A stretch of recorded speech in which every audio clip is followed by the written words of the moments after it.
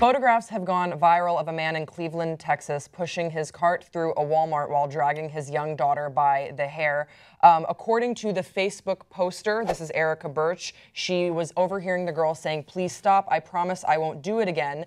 When she posted these photos, she also notified the authorities, and she also spoke with the man saying, you know, you can't do this, and he sort of said, mind your own business. And when she persisted, he eventually just said, you know, fine. They say that actually making it seem like he had similar discipline inflicted upon himself, although that's a little bit of speculation. When the sergeant arrived on the scene to check on what this alleged abuse was happening, what was going on, he said that nothing could be done because the girl didn't show signs of hair missing or bruises. And in the article for Raw Story that we're pulling this from, it says that Child Protective Services reportedly keeps children in the allegedly abusive environment while allegations take place. So this is a story of some abuse that was witnessed in a public place, and then it goes on to a larger discussion that we're going to get into about what happens when there are allegations of abuse that are put forward, what happens to the kids in these cases.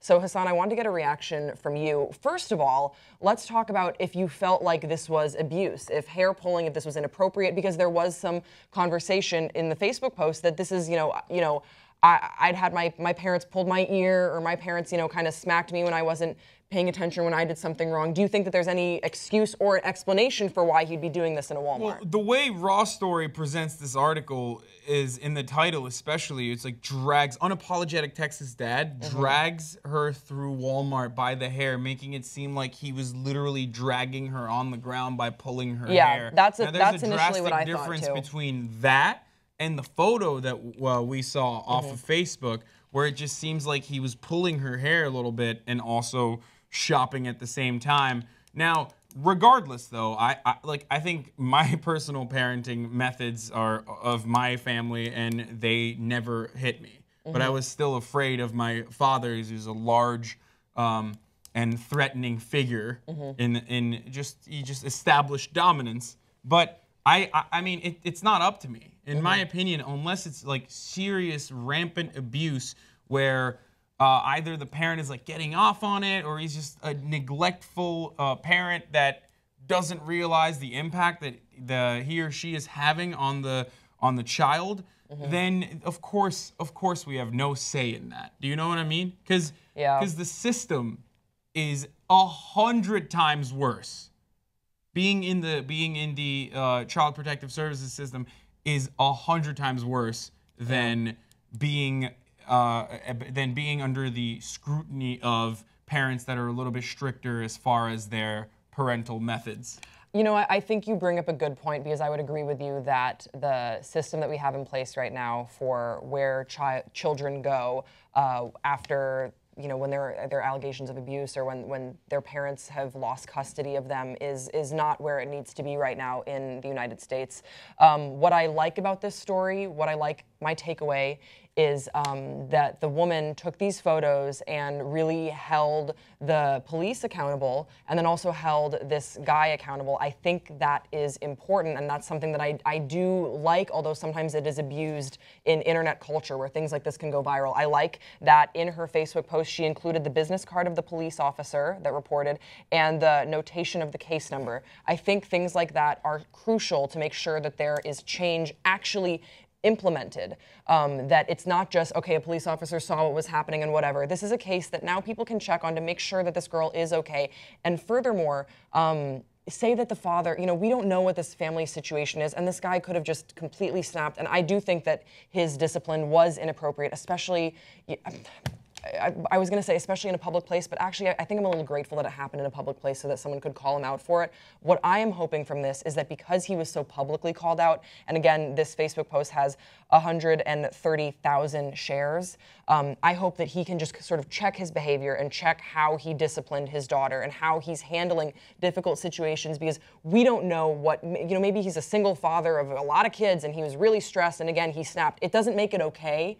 But I'm just trying to empathize with what his particular situation would be. But I hope that he does internalize the fact that he was called out and this behavior isn't appropriate, and he needs to respond accordingly. And I do hope that the fact that the police are now on notice, they also follow up with this guy and his kids in childcare and make sure that everything is appropriate and healthy, and that, you know, you can't do this for the kids. other problem is, like, is rehabilitation genuinely successful ever? Because, like, domestic abuse usually happens very privately. It never happens in public. Right. So is this something that's been ongoing, and is this something that's going to continue? Now, those are some serious questions.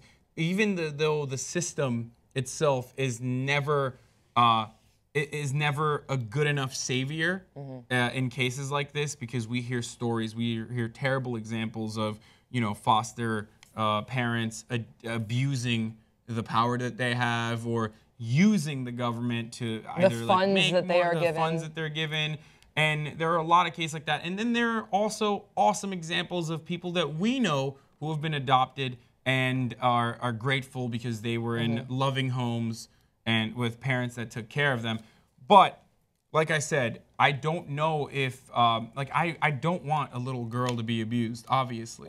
And I'm not condoning this behavior. I mean, I don't think that this behavior is acceptable. I agree. I don't think that this behavior is acceptable in the least bit, especially because we know that abusive parental tactics are not necessarily conducive for healthy childhood development. We know that now. So it just sucks, but I think what's also difficult, what I'm hearing from you, is that we are sort of programmed with a little bit of cynicism towards the program and towards domestic violence, and so it's hard for us to be hopeful for reform. But even if there was a better system set in place as far as, like, foster care and the protection of children, then what? Are we just going to start taking children willy-nilly away from parents because a citizen decided on that moment that person was being abusive? Do you see what I'm saying? That's why there's a protocol. That's why the police came over and tried to see if there were signs of abuse and couldn't find any. I'm sure that if there was hair being pulled, and we see that there was hair being pulled, but if there was anything that was abusive enough for the police to conduct an investigation and find him guilty, then they would take the necessary action. And I so hope it's not like there's nothing set in place. Like, it's not like this child is helpless. But is it too late by the time they find by the time something like this is happening abuse? in public? Who knows? Guys, we want to hear from you in the comments section below. Do you think this behavior is inappropriate? Do you think that this is a call for action on the half of the police? What do you think about just the system in general? You have a sort of level of cynicism that Hassan and I unfortunately do. Don't forget to subscribe to this channel. This is Hassan Piker. I'm Grace Baldridge, and we'll see you next time on Pop Trigger.